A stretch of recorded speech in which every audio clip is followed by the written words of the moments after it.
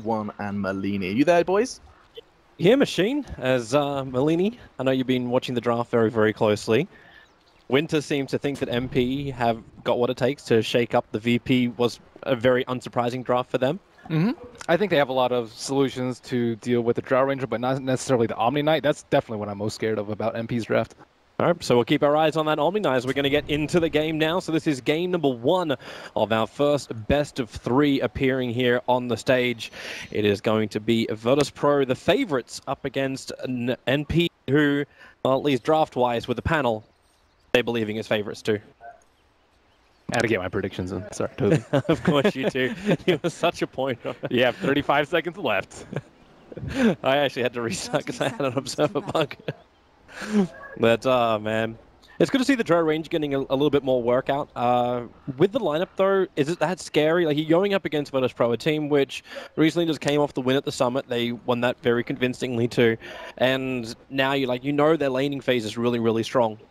Is it such like a heavy risk? Like, you run a Drow Ranger lineup, you got to win by 40 or else you're in real trouble. I think it's much different because they have the OD and VP doesn't have any great defusal carriers. They had their mid pick last. They had their lifestealer pick first. Normally, like, the one position buys the defusal blade, but no Juggernaut, let's say. That's probably one of the most common ones that you'll see in the safe lane, and it's like so-so on the Shadow Fiend. So the later it goes, I think the stronger the Omni Knight becomes. I think a lot of it depends on the Sand King. What can the Sand King do? And also, they have a hero that can protect the Omni Knight, which is really important because normally they just all in on the Omni Knight, but with the Astral Imprisonment on the OD, they do have fail saves as well as the Undying as a backup. They still need to make this laning phase work. Like, you're running Urga. Urga, like, the most popular hero right now for support, getting up in Envy's phase, so you're forcing Savage to come into the lane to try and beat him out. I suppose the upside is the fact that no one has gone for like the Necromastery to start with, so there's no Shadow Razors to really hurt the Undying just yet, or to actually build up souls for the SF. Yeah, he needs to get a couple souls, and he is currently only sitting at 1. Tough matchup for him. Maybe Another reason too why Solo is just moving slightly out of the lane. Gives no one that space to get the levels. But this top lane, like, talk about trying to go up against an SK with an IO sitting behind him too. This seems like it's a little bit too much work for 1437 to do. Too much regen to chew through. He has a Mango, 2 sets of regen on the Sand King, and then he has a Wisp behind him with a bottle already. So that's pretty much not going to happen. But at least they have dealt with that spawn and not allowed the Sand King to pull and stack. So what do you want out of this offlane? Looking at Omni Knight, like, Ramses is getting up in his face. MSS was able to hit the Purification, so, like, health-wise they're still pretty close, but CS-wise, Ramses is pulling slightly ahead, even though the creep wave's still in his favor. And Omni Knight hasn't gone for pulling blades. That first blood. They get him underneath the tower. There's just, I mean, the Sand King in this lane is, they talk about the safe lane being secured by the Rubik and the Undying, but because the Undying has been in the mid lane and Sand King has just so much regen, Drow really can't do that much at level 1. You can hit him with the Frost Arrows, but he has Stout Shield already and boots to boot. They're trying to have a crack at mid. Savage he doesn't have any control when he rotate like this as the Undying. Dude, he has the Arcane Root. The problem is he doesn't have Eternal Envy. Eternal Envy's back behind the tier 1 tower, still trying to find some CS. 42 mana decay though, Toby. 42 with 7-second cooldown. That's nasty. Yeah, you just don't want to be up against that at all. Shadow Fiend's already sitting at less than 500 HP. Well, with the SF, like, it's not that bad, right? Because he's still on Radiant side, he can still stack for himself. But with 2.5 minutes in, there's been no Radiant stacking being done, including Ancients. So he has 9 souls. Do you look for that flash farm? Nah, he has 9 souls already. I think that's good enough to start contesting as well versus the OD. Oh, there's VP maneuver. They're getting really aggressive on the top lane, coming in behind the tier 1 tower. AUI as well as 1437 have to defend themselves back inside the tree line. That should bring more help. So the Undying will TP top. This is what Winter was talking about, that rotation of the Undying if you have to secure your Drow lane. And now the OD's fallen behind in CS in the lane. 13 to 11. Oh, Savage, Pasha, gonna get that Burrow Strike off. They'll keep him slowed up, but maybe, well, they're splitting up so he can't get an easy decay. But with the Gust back, they've got some space. Pasha's dropping down low. Savage, still with the Caustic on him. He won't fall from this. The VP Definitely trying to make it so this NP safe lane is not safe at all. Yeah, this is not what you want from your Draw Ranger lane. This is like one of your worst nightmares as a Draw Ranger. You have two other people in your lane that you actually need to help. So you're not getting that much experience. You want your max true shot ASAP and maybe some life leap so you can farm a little bit more. And he's not able to CS well either. Although he is doing pretty decently. 14 is more than I would expect from his lane, so AUI pulling ahead. Actually, every single lane for the cause, they've all got some decent CS. The SF, of course, is breaking free ahead. Yeah, Ramsey is somewhat in danger of dying down there. Yeah, then Lil rotates over all that purification. Here's Ramsey's hands, but he knows he's okay. Lil's still bottling him up. Ramsey doesn't have an open wounds available. He's got Rage up if he wants to have another crack, but MSS is already back into the safety range of the Tier 1 tower. And Pasha narrowly escapes a gank on the top lane with a level 1 Sandstorm. Picked it up quite early. I like that pickup. Seen far too many go 2-0-3. He's versus a range hero, so I guess the call may be a little bit more wise for him to go for the Sandstorm rather than Max Caustic. Well, there's nothing that really pulls him out of it, right? Like, there's no AoE stun that you're going to be triggering apart from, like, you've got the Gust to break him out of the channel. Yeah, telekinesis drop on top of him, but it's all a little bit slow. It's more so that the supports have to actually invest some wards. MSS, this is very optimistic. He's chasing down, looking for Lil. Optimistic actually pays off. Got close enough for the purification. Lil hung around just a little bit too long, and now that's the Soul Ring up for the Omni Knight. Yeah, the value point in the... Or actually, 2 points in the degen. I like that. Ramsey's struggling a little bit too. Oh, he's trying to get the open wounds off. Problem is he's got no more heal. Lil will arrive. So now the tether is up. MSS doesn't have anything else to fight with. All he's got is his infused raindrops, but that won't save him from this. Ramsey just beats him down with the claws. So gets a little bit of revenge for the death of his support. Still getting a kill on Ramses like that. He's a full level ahead of him by now. And no one looking to invade the jungle. There aren't any stacks for him to Savage, take, but Savage is actually pinched at the moment. The SK can come in through the river, and Solo and no one move up through the bottom part of the river. They saw him thanks to the Observer Ward. They just need the proper stun, and then no one can just raise him down. So good maneuver. Nice Observer Ward just sitting on the hillside that saw it all happen. yeah, Undying's been struggling a lot this game. He's just sitting on a windlace and no sign of boots yet for him. Sitting at a paltry 23 gold. So Envy takes the first rune away from the Wisp, and MSS looking to set up a heal bomb. Where is he? They're waiting for Lil to actually tether over. MSS read it perfectly, but the open wounds will keep the distance. That's why he has to repel. Potentially able to block him inside the tree line. No, they can't. He's got his Calling Blade up. So cuts through the trees and gets away to safety. Meanwhile, up on top lane, it looks like Sand King. Pasha hoping for an opening over an AUI with a rotation up from Solo. But it's just not enough. He's forced to build full defensive on the Drow Ranger too. He has to go for the treads early, and then he has to go for a magic stick too. You generally don't want to get a magic stick on the Drow Ranger. They're actually doing the rotation. If he threw the orb out, that's not enough to kill because he didn't actually hit Lil with that orb. That was a cool tree eat by AUI. He ate one of the trees so he could pull the creeps and stack the ancients. That one that you see the dragons go through. I haven't seen that too much. Efficient. It's classic AUI, right?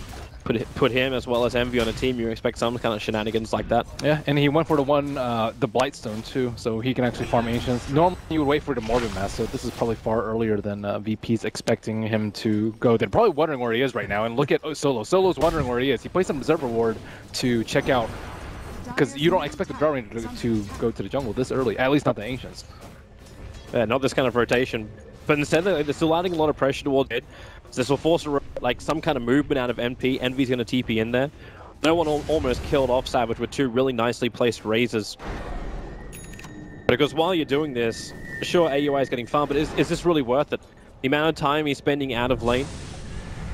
I suppose you're getting the farm into Rubik, right? Yeah, they need the levels. The top lane he's actually level 7 on the Rubik and can make some plays. Well, they instantly went back. They purchased up a smoke, so yeah, it looks like plays is definitely on the cards for MP. Yeah, they know that they're just looking to pressure in the mid lane because the Drow Ranger's constantly been missing. She hasn't shown on any of the Observer Wars on top, so that they can expect that she's on the right side of the map. Most likely farming the large camp, maybe not necessarily the Ancients. He's still working on those, but with his positioning, with the Quelling Blade and the tree eating, Drow Ranger's doing a fine job. Yep. Pasha's going to return to the top lane after Rubik TP'd off it. It's pretty open for him. Also a very farm-orientated Pasha, going for this early Iron Talon, along with his Tranquil Boot, so not rushing up the Blink Dagger, looking for a straight-up fight. But it's bottom lane where Ramses initiates an MSS. Just MSS doing his normal thing, getting aggressive up in their face. But at this time, there's actually a follow-up. Rose actually got hit by one of the Ire balls. And the haste immediately popped, and he bounces. And AUI is still sitting there waiting for one of those weak heroes. Well, if you can get the Gust off, there's no rage, but the Gust was just out of range of Ramses.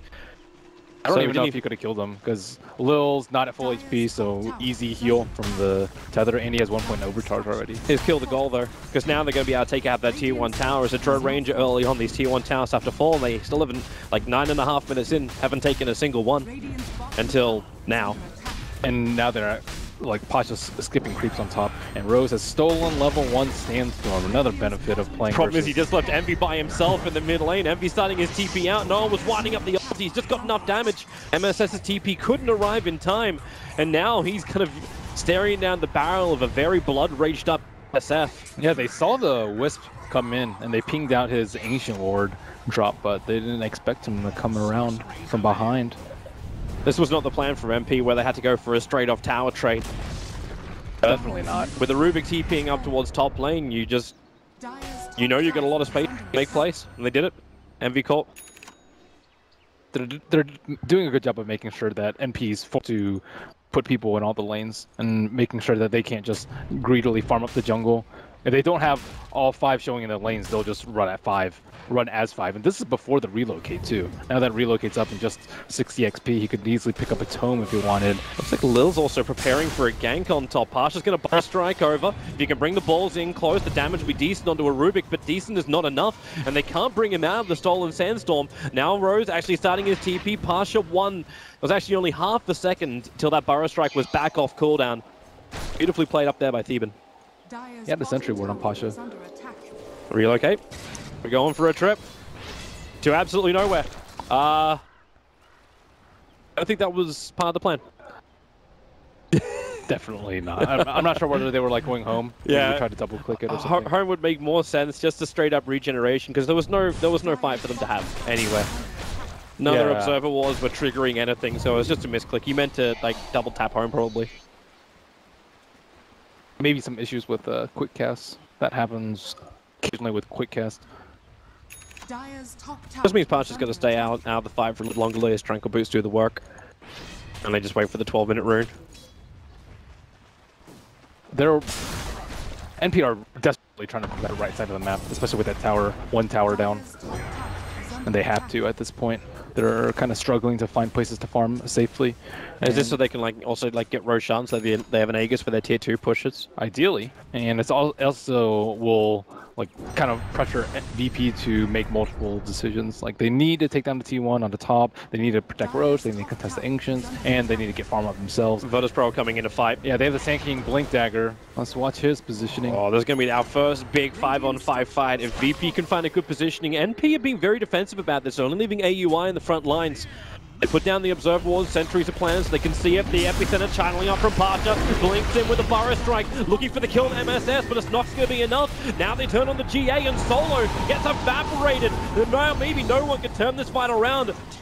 Bring out the big Requiem, but it's just too much. NP, they don't have the damage, they don't actually have positioning either, so Droga stunned up high while you're losing the Rubik in the mid to no one getting a triple kill. NP lose 4.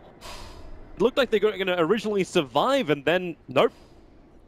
That was probably not the target that he was trying to Astral. He Astral the Sand King after he had already epied. I think maybe he was trying to click on the Lifestealer, but he had already popped Rage. So the other target that you would want to Astral is the Omni Knight, just so he doesn't get wrecked by the Repel, but yeah, with Omni Knight dying that early in the fight, at least he got his GA off, but he was just way too low to continue, and then everyone's gonna fall like pawns. Feels a little odd. Like, you could see how long that mid-fight was brewing. Like, VP had all the time in the world to prepare for it. Yeah, they didn't have vision on the right side, though. Like, notice that Observer Ward's on the left side. We'll have a quick look back at it again so we can see that maneuver. I think he's just outside the Observer Ward range. They place one right on AUI, but he astrals the Sand King, and all the spells come out from the Omni Knight, but then he gets Requiem and easily Shadow Rays down. And now they're trying to go for Roche, but SVG gets bashed up, SF Illusions, scouting them out, and they're trying to do the Tombstone tank. It's not the dream. It's almost like MP were also playing the bluff card by putting Envy down on that bottom lane. So he came out past the tier 1 tower, ended up dying to a Virtus Pro gank. So now you're an OD down, you're losing your tier 1 tower, and you just don't have the strength to fight. GA is still not back up again. And the Tombstone's wasted on the pit, so you cannot fight. On top of that, they don't feel safe to farm anywhere. They have to worry about an Invis SF. He has Shadow Blade now, so you can get Requiem with level 2 and easily burst it down with one raise or a right click. And then you have to worry about the Sand King stun into a relocate. And pretty much none of these can be prevented except for an Omni Knight sitting right behind you. But if they have vision on the Omni Knight, both of you guys are dead. So that means they have to commit more heroes than they want to each of these objectives that they want to go for. And VP just read that like a book, the Sneak Roche, and that's kind of what you expect when you play against Envy. So it's a little unfortunate for MP that they've been so readable at that point in the game. When you're behind, you try and go for a big play like Roshan. Didn't work. VP read it, and now they're so far ahead. We saw that quick matchup as well between No One as well as Eternal Envy, and it really does show distance of these heroes. 8.5k on the net worth of the SF compared to the 5.2 of the OD. Envy just is a bit of a non-factor at the moment. Uh-oh, they smoked, and Draw Ranger attacked the Ancients, so she will not be involved in that fight. I don't think she wants to be at this point. If she's still farming up the Ancients, unless she's going to walk in. That Observe Ward on the hillside from Virtus Pro, it would have scattered a small movement, not to mention the one which is sitting just in front of that bottom rune. But they're quick enough. They've done it. They actually pick up the Aegis Immortal. They get into the hands of AUI. And they'll get out before Virtus Pro can react. Or can they? Pasha's in close. He's lined up. He gets a double Barrow Strike. The Ghast is actually going to miss. Same with the Decay, and now No One looks to open up. AUI separated from the rest of his team, sitting inside the pit. No One just going to TP out. They don't want the fight. Positioning isn't perfect for them. Just let it go.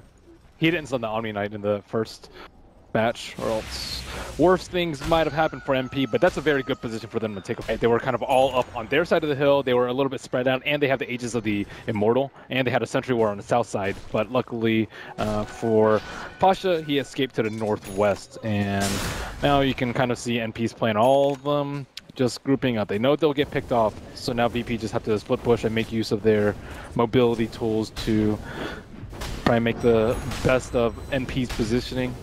What do you think about the item progression of No One? Going directly in for Silver Edge before going for something more common like a BKB up against an OD? I kind of like the Silver Edge here, because with the repel target, you can kind of just ignore them. You break them, and then you just kill everyone else.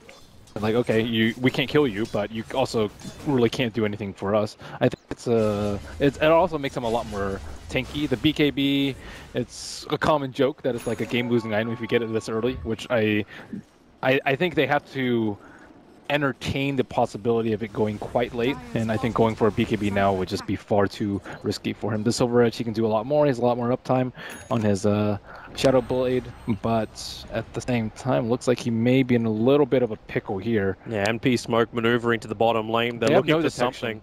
Except for one pair of sentries on the Rubik, which is not really going to cut it versus an SF. You can't need the dust, and Ramses knows he's safe. All he's got to do is just rage and get out. So there it is, the Silver Edge used by No One. He's away from Eternal Envy.